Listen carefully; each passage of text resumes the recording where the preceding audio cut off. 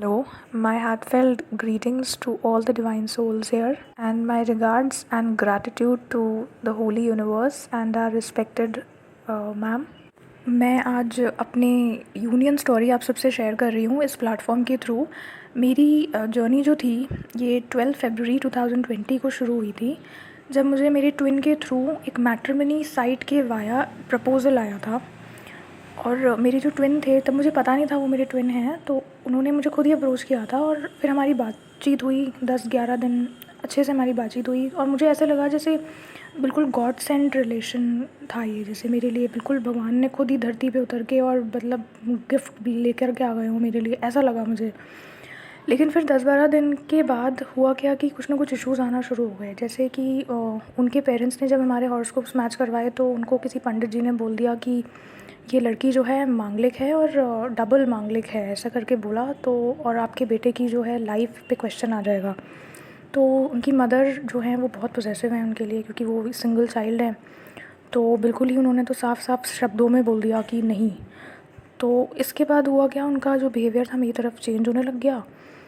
और वो उन्होंने लेकिन मुझे उन्होंने एक बात क्लियरली बताई नहीं कि ये रीज़न है। तो वो मेरी ही नेचर में कुछ ना कुछ नुक्स निकालने लग गए कि तुम्हें गुस्सा बहुत आता है, या तुम करियर वाइज अभी सेटल नहीं हो, एक्सेट्रा एक्सेट्रा करके। तो मुझे बहुत बुरा लगने लगा, मुझे लगा कि कोई तो बात है, ऐसा कैसे, मतलब ये इतना सडन चेंज कैसे हो रहा है ये। तो एक दिन मैंने उनसे क्लियरली पूछा ही, मैंने कहा आपके मन में जो है आप मुझे क्लियरली बता दो कि whatever is the reason, just tell me frankly. तब उन्होंने मुझे बताया कि ऐसी ऐसी बात है और उनकी मदर को ये मांगलिक का इशू है। तो आई वाज लाइक फाइन, ठीक है। उसके बाद में मैंने उनसे बात करना बंद कर दिया। पर मुझे बुरा लगा था, बहुत ज़्यादा बुरा लगा था। तो मुझे मतलब रोना भी आता था, जैसे भी हम 3D लेवल पे किसी इस तरह की सिचुएशन को हैंडल करेंगे उसी तरह के रिएक्शन थे मेरे। मुझे मतलब बुरा भी लग रहा था। आई वाज लाइक कि यार आपको मुझसे बात ही नहीं करनी चाहिए थी। अगर ऐसा ही था आपको तो पहले आपको हॉरोस्कोप्स मैच करवाने चाहिए थे, फिर अप्रोच करना चाहिए था। But I couldn't take out my anger on him because हम लोगों को कभी मिले नहीं थे और फ़ोन पे ही कम्युनिकेशन था सारा। क्योंकि कोरोना की वजह से लॉकडाउन भी हो गया था तो चांस ही नहीं था मिलने का। तो अब फ़ोन पे अगर इस तरह की वायलेंट टॉक्स करेंगे तो नेचुरली आगे कभी बात होने का कोई स्कोप ही नहीं रह जाता। तो मैंने कभी कुछ बोला नहीं, I kept it in all in my heart. पर मुझे बुरा तो लगता था। तो फिर उसके बाद में क्या हुआ, मेरे सामने ये ट्विन फ्लेम जर्नी से रिलेटेड चीज़ें मेरे सामने धीरे धीरे आने लगी। उनमें से मैम का वीडियो भी एक था एंड यूट्यूब पे पॉपअप हुआ, तो आई सॉ इट। और फिर उसके बाद में मुझे थोड़ा थोड़ा समझ में आने लगा और मैंने मैम से सेशन लिया on 25 April this year. I took the first session and फिर मैंने मैम से डिस्कस किया कि ऐसा ऐसा हुआ है। तो उन्होंने मुझे बताया कि ये ट्विन फ्लेम कनेक्शन है तुम्हारा। और फिर उन्होंने मुझे गाइड किया कि कैसे मुझे मतलब अपने चक्रास और अपने मेडिटेशन और अपना इनर वर्क सिंसियरली करना है, तो उसके बाद चीज़ें अपने आप सुलझेंगी। She assured me that. तो आई वाज लाइक फाइन। और उसके बाद से मैंने सिंसियरली अपना इनर वर्क किया। हालांकि इनिशियली मुझे बहुत प्रॉब्लम होती थी क्योंकि मुझे मेडिटेशन सही तरीके से करना आता नहीं था। चक्रा इनिशियली तो मेरा फोकस ही नहीं लगता था, मुझे फीलिंग ही नहीं आती थी कोई वाइब्रेशन हो रहे हैं चक्रास पे या कुछ भी। But still I continued. मैंने बहुत तरीके के एक्सपेरिमेंट्स करे। कभी चक्रा मंत्रा सुनती थी खाली, कभी खुद चैंट करती थी, कभी अफर्मेशंस करती थी। इस तरीके से I did my inner work and I focused my self completely into my studies. उसके बाद क्या हुआ, धीरे धीरे उस बंदे का मुझे कुछ कुछ दिन में हाई मैसेज आता था। तो आई वाज लाइक कि ठीक है, हाई का मैं क्या करूँ, ठीक है मैं भी हाई कर देती थी, बस इतना ही। मैं कभी आगे से फिर मैसेज नहीं किया बिकॉज मैम के क्लियर इंस्ट्रक्शंस थे कि हाई का जवाब हेलो है बस, और आगे से कभी हमें अपना डेस्परेशन शो ही नहीं करना है। तो I was like fine, I was sincerely doing my inner work. उस दौरान यही चलता रहा। बीच पे 15-15 दिन में उनके मैसेज आते हाय और मैं जवाब दे देती हाय। फिर मैं अपना मेरे एग्ज़ाम्स थे तो मैं अपनी पढ़ाई करती रही। इस तरीके से फाइनली मेरे एग्ज़ाम्स हो गए and things continue the same way. फिर अभी लास्ट मंथ सितंबर में मेरे एग्ज़ाम्स होने के बाद में अचानक से एक दिन उनका मैसेज आता है और बिल्कुल ऐसे मैसेज करा उन्होंने जैसे कि कोई मतलब बहुत ही मुझे मिस कर रहे हूँ और क्या तुम कहाँ हो, तुम तो भूल ही गई मुझे, इस तरीके के मैसेज। और फिर उन्होंने मुझे वीडियो कॉल भी कर दिया उसी दिन और ही स्पोक टू मी। बस इसी तरह से कंटिन्यूसली 10-12 दिन उन्होंने मुझे लास्ट मंथ बात करी मुझसे, और हर बात में एक ही क्वेश्चन कि तुम मतलब मिलने कब आ रही हो, ये वो। तो आई वाज लाइक कि मैं हमेशा टाल देती थी। मुझे लगता था कि ये भी एक टेम्प्रेरी फेज़ है शायद, अभी ये भी जैसे इतने दिनों से चल रहा है, कभी एनर्जीज के हिसाब से फ्लक्चुएशंस जो होते हैं, आई वॉज़ नॉट एक्सपेक्टिंग कि मैं तो सोचना ही छोड़ दिया था, क्योंकि सबके यूनियन होते थे, स्टोरीज मैं सुनती थी, बट मेरे केस में कुछ ऐसा था ही नहीं कोई स्टेप, और हम लोग कभी मिले भी नहीं थे, तो मैं एक्सपेक्ट नहीं कर रही थी कि ऐसा कुछ होना है या क्या। तो मैंने लाइटली लिया, मैं अवॉइड कर दी थी कि हाँ मैं आऊँगी, कभी आऊँगी, हाँ देखेंगे, अभी कोरोना तो चला जाए, ऐसे ऐसे। तो ऐसे करके हो गया। फिर अभी कुछ दिन पहले, 3-4 दिन पहले ये हुआ कि इन्होंने क्या है, मुझसे कॉल आना इनका 3-4 दिन से बंद हो गया। तो मुझे भी थोड़ा सा अजीब लगा, पर मैंने सोचा कि आई कन्विंस माई सेल्फ कि हाँ इसका मतलब ये टेम्प्रेरी था। बट उसके बाद मुझे अचानक से एक दिन रात को ये सपना आया मुझे, और I saw him in my dream that he was shouting at me that तुम्हें मिलना है मुझसे या नहीं मिलना है, तुम्हें समझ नहीं आ रही है बात, और ब्ला ब्ला ब्ला ब्ला व्हाटएवर। तो आई वॉज सरप्राइज कि यार मुझे इस तरीके के सपने कभी आते तो है नहीं। तो हालांकि मुझे कोई फ़र्क नहीं पड़ा, मैं कोई डर नहीं लगा या कुछ भी, मुझे ऐसी कोई एक्सप्रेशन था ही नहीं मेरे अंदर इस सपने को लेके। लेकिन मेरे को समहाउ अनईजीनेस लग रही थी, मुझे ऐसा लगने लग रहा था कि मुझे कुछ स्टेप लेना पड़ेगा अभी, मतलब I think I need to do something now. So out of that influence of what I don't know, और मे बी यूनिवर्स का यही प्लान था। I spoke to him that day कि यार मैं सोच रही हूँ कि मैं आने का विज़िट का प्लान बना रही हूँ, तो if you want to visit me you tell me, तो मैं उस हिसाब से प्लान करूँ। I mean if you want to meet me. तो he said yes I want to meet you. तो मैंने कहा यार तो फिर बताओ आपको कैसे आपका प्लानिंग है, क्योंकि दिवाली पे मैं वहाँ पे आने का सोच रही हूँ। तो एक्चुअली मेरा घर भी वहीं है, हम लोग एक ही स्टेट से हैं। तो मैं उनको कहा कि मैं दिवाली पे अपने घर आने का सोच रही हूँ, तो हम मिल सकते हैं उस हिसाब से।